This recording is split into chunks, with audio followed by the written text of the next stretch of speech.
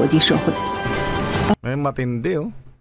Making 关于你 provocations. 提到的菲方船只非法闯入仁爱礁邻近海域的事件，中方已经介绍停止侵权挑衅，尽快回到通过谈判协商。 Ano? Make an illegal, Philippine vessel, no? Make an illegal intrusion.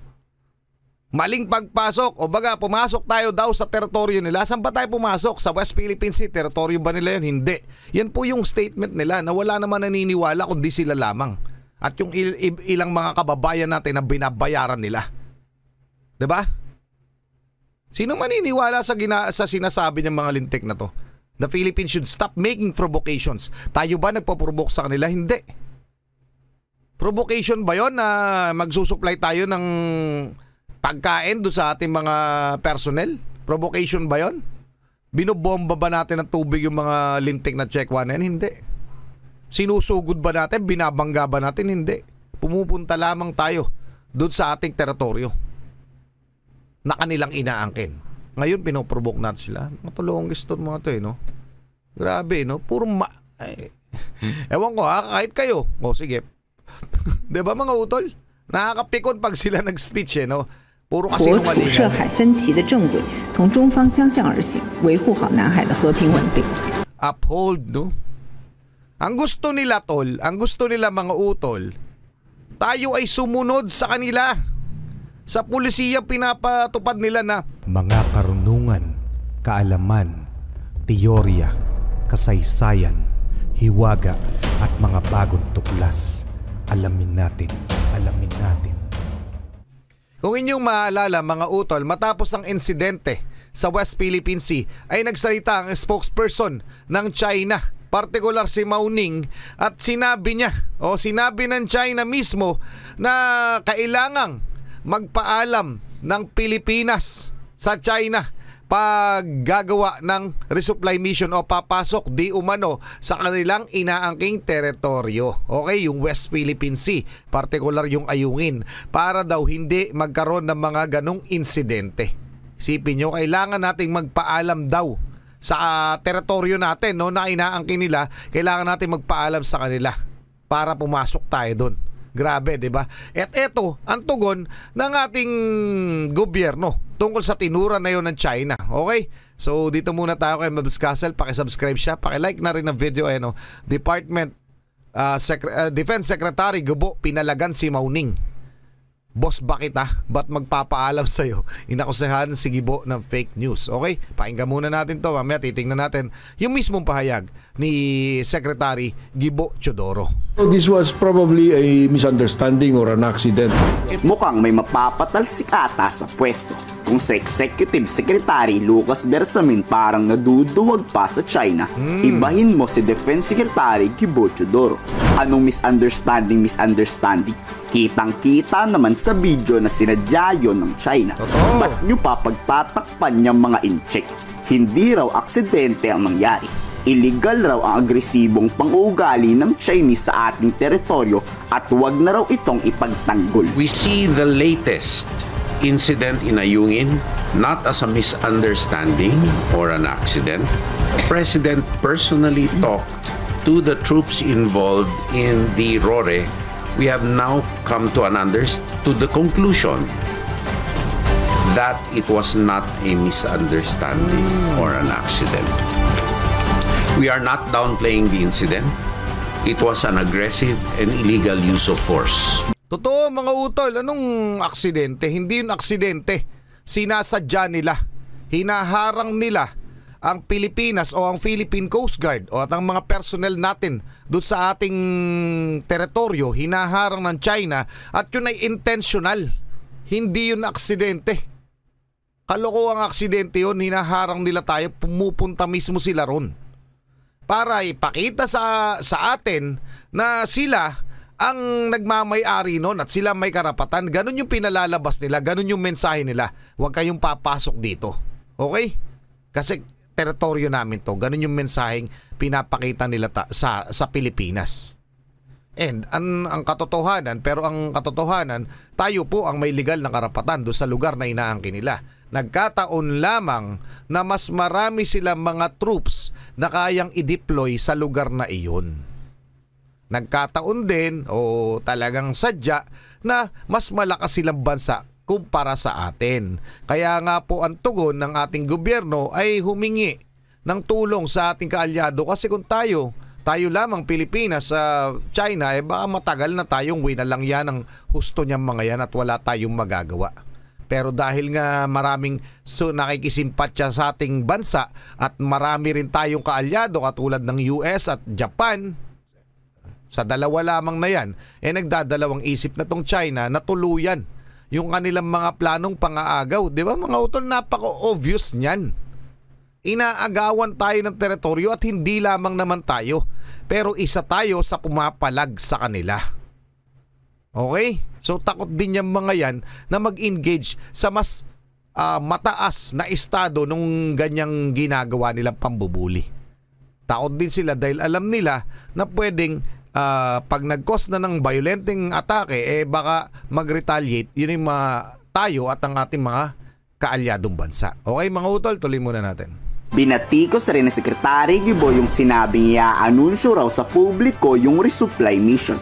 Di parang nagpaalam tayo sa China niyan. Dito hindi raw kailanman hihingi ng permiso ang Pilipinas sa China pag magsasagawa ng RORE mission. Hindi China ang bossing natin na dapat sundin. Seek neither permission nor consent from anyone in performing our sworn duties in the West Philippine Sea. In this regard, we will continue our rotation and resupply missions on a regular basis. The welfare of our troops in the BRP Sierra Madre being a matter of utmost importance. Di lumalabas na China talaga ang nagsimula at nagpainit ng tensyon noon. Pero fake news raw yan, sabi ni Mao Ning. Sinisiraan raw ng Pilipinas ang China sa international community. Hello China, Mao Ning. Sirang-siraan na po kayo. Kahit... Oo, totoo naman yan mga utol no? Pag sila nag-public statement, palaging kabaliktaran ng kanilang ginagawa. So, naguhugas kamay sila madalas.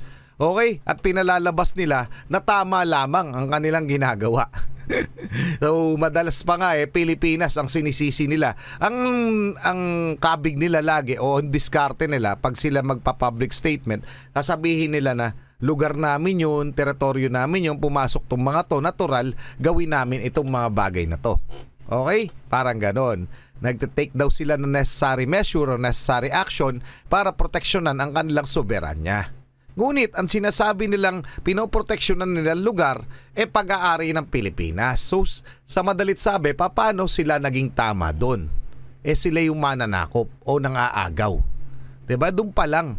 Tapos na dapat yung usapin. Kaya lang, yun nga, kahit na alam na ng buong mundo o alam na rin ng United Nations ang kanilang ginagawa, hindi naman natitinag tong China. Kaya tama sinabi ni President Bongbong Marcos na yung mga diplomatic protest na pinapasa natin papunta sa patungo sa China, wala naman nangyayari kasi 100 plus na ang sinend natin yata sa kanila. Diplomatic protest. Nakipagdialogo na tayo sa kanila. Pero nagbago ba yung sitwasyon sa West Philippine Sea? Hindi po. Wala pong tinugunan ang China at kung ano man na pag-usapan ni President Xi Jinping at President Bongbong Marcos, 100% sure ako na hindi tumupad itong China sa kanila na pagkasunduan sa West Philippine Sea. Sa kung paano gagalaw sa West Philippine Sea. And just the same, inaangkin pa rin ng China yung mga teritoryo ng Pilipinas. So ano pa ang approach? Ano pa ang pwedeng gawin o hakbang ng ating gobyerno para tumigil itong China? So naghain na tayo na naman sa United Nations ng yung conventional shelf na dagdagan. So pagkatapos nun, may enforce ba yun? Yun ang tanong ko, may enforce ba yun? Ang pinaka-the best na mangyayari dito, pinaka-the best, aalis ang China dyan sa ating mga teritoryo. Titigilin nila yung pang-aangkin. Ang worst naman, magkakagera. Diba mga utol?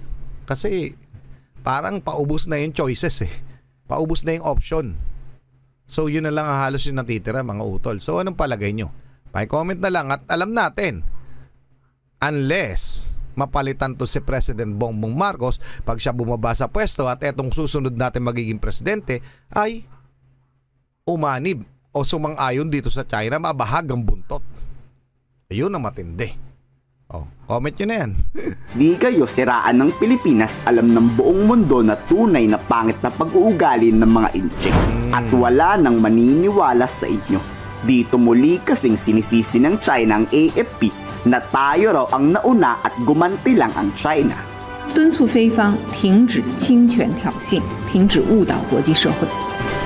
Ay, matindi Making 关于你 provocations. 提到的菲方船只非法闯入仁爱礁邻近海域的事件，中方已经介绍停止侵权挑衅，尽快回到通过谈判协商。 Make an illegal Philippine vessel, no? Make an illegal intrusion. Maling pagpasok. O baga, pumasok tayo daw sa teritoryo nila. Saan ba tayo pumasok? Sa West Philippine Sea. Teritoryo ba nila yun? Hindi. Yan po yung statement nila na wala naman naniniwala kundi sila lamang. At yung ilang mga kababayan natin na binabayaran nila. 'Di ba? Sino maniniwala sa sinasabi ng mga lintik na to? The Philippines should stop making provocations. Tayo ba nagpo-provoke sa kanila? Hindi. Provocation ba yon na magsusupply tayo ng pagkain doon sa ating mga personnel? Provocation ba yon? Binobomba ba natin ng tubig yung mga lintik na Chekwa na yan? Hindi. Sinusugod ba natin? Binabangga ba natin? Hindi. Pumupunta lamang tayo doon sa ating teritoryo na kanilang inaangkin. Ngayon, pinoprovoke natin sila. Matulong gusto mga to no? Grabe, no? Puro ewan ko kahit kayo. Sige. Diba mga utol? Nakakapikon pag sila nag-speech, no? Puro kasi 国处涉海分歧的正轨，同中方相向而行，维护好南海的和平稳定。 Uphold, no? Ang gusto nila, tol, ang gusto nila mga utol, tayo ay sumunod sa kanila. Sa pulisiya pinapatupad nila na amin itong West Philippine Sea, sumunod kayo. Papayagan namin kayo pero sumunod kayo. Parang yuyuko tayo sa kanila para daw ma-uphold yung peace and stability sa South China Sea. Mga lintik pala to. Bitawan nyo yung West Philippine Sea, hindi tayo magkakaproblema. Ganun lang yun, di ba? Mga lintik tong mga to di ba? Muli namang iginit ni PBBM na sa harap ng aksyon ng China, di tayo magiging sunod-sunuran sa kanila. Totoo. Di tayo magpapaalipin sa dayuhan. Dapat lamang. Nagpapasalamat naman ng Pangulo sa ating mga kasunduluhan na andang ibuwis ang kanikin nilang buhay para lang sa ating bayan. Makakaasa raw ang AFP na walang hanggang suportang matatanggap mula sa pamahalaan. Kailanman ay hindi tayo magpapasupil at magpapaapi kahit na kanino man. Kayo ang halimbawa ng isang bagong Pilipinas. Kayo ay isa sa aming inspirasyon para lalo pang pagbutihin ang aming sinumpahang tungkulin. I reassure you that you have the entire nation behind you, praying for your safety, praying for your success. The Filipino people is grateful for your dedicated service and to the families that support you. The government will continue to provide all your needs and look after your welfare and your family's welfare. Pero sa totoo lang, no, unti-unti namumulat sa dami na rin ng nagwa-vlog, ng mga news na lumalabas tungkol sa nangyayari sa West Philippine Sea. Unti-unti yung mga kababayan natin Pinoy ay namumulat na sa nangyayari na yan. Kumpara dati. Okay, kung wag na natin banggitin, pero dati matagal na po yan nangyayari, hindi lang po na ninunus black. Ngayong panahon ni President Bongbong Marcos, naglabasan yan. At naglalabasan na unti-unti ang baho kung paano nagsimula dun pa lang sa artificial islands. Diba mga utol? Pero since nilalabanan nga ni President Bongbong Marcos, kaya akala ninyo tumitindi ang issue para sa ibang Pinoy na walang idea. Nandiyan na po yan. Inabot na ni President Bongbong Marcos. Naagawan na tayo ng ilang teritoryo at inaagaw pa nila lahat, halos lahat. Okay? Ang ititira nga sa atin, baybayin lamang no? Yung territorial sea. Anyway, hindi papayag ang ating bagong presidente si Bongbong Marcos, kaya nagkanda leche-leche. Kasi yung mga nauna, dead malang. O may usapin sila? Hindi natin alam. Pero ngayon, nilalabanan, ine-expose sila. So kaya po ganyan kalala yung pangyayari. Pero nandyan na po yan. Inabot na po yan. Problema na yan. Nalalala at lalala kung hindi papansinin. Ngayon sinusolusyonan. Kaya lang medyo malala na. So sana yung susunod na mamumuno, magiging pangulo, pagpatuloy kung sakali mang hindi patapos. Diba mga utol? So anong masasabi nyo? Pa-comment na lang mga utol.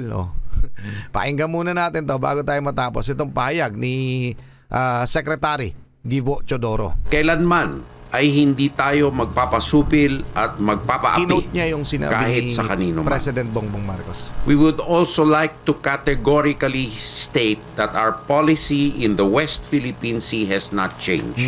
Wala nagbago. As declared by the President in numerous instances, we will not give up an inch, not even a millimeter of our territory to any foreign power. Malinaw yan ha. We will continue to defend our territory and exercise sovereign rights thereon as we see fit. We reiterate that we seek neither permission nor consent from anyone in performing our sworn duties in the West Philippine Sea. Ayan, malinaw yun mga utol ha. Kasi sabi ng China, kailangan natin magpaalam. Pero yun malinaw na malinaw ang deklarasyon na ilalaban natin ang ating soberanya, ang ating mga teritoryo. Yan lang po yung sigurado dyan. Ngayon ang tanong, yung susunod ba ilalaban din? Okay mga utol, kailangan ko ang inyong opinion para dito. Maraming salamat. Siyempre, dire-diretso tayo. Mag-aanap pa tayo ng kung ano-ano. Hanggat hindi lumalayas yung mga Chekwa na yan, pagpapatuloy natin to. Well, anyway, pa-comment ang inyong opinion. Sana magkaisa na yung mga Pinoy. Sana yung mga bayad, matauhan kayo mga Maraming salamat. Mag-iingat kayo mga utal. Muli ako sa Target Achilles in behalf of the Real South Pride Production. Ako nagpapasalamat sa walang sawa niyo pagsuporta. Kayo mag-iingat. Keep safe. God bless. Saludo po ko sa inyo lahat. Maraming salamat po.